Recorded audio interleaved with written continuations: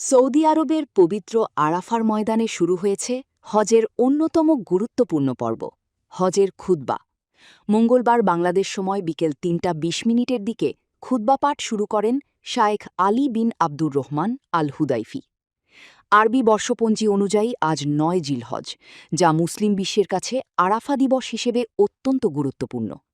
এই দিনটিকে হজের সবচেয়ে গুরুত্বপূর্ণ দিন হিসেবে বিবেচনা করা হয়। লাখো হাজি আরাফার ময়দানে অবস্থান করে দুয়া, জিকির এবং ইবাদতে সময় কাটাচ্ছেন।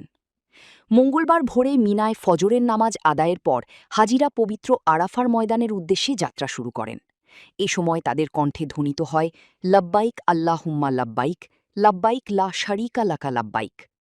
ইসলামের ইতিহাসে আরাফার ময়দান বিশেষ তাৎপর্য বহন করে, কারণ এখানেই মহানবী হজরত মোহাম্মদ সাল্লাল্লাহু আলাইহি ওয়াসাল্লাম বিদায় হজের ঐতিহাসিক ভাষণ প্রদান করেছিলেন।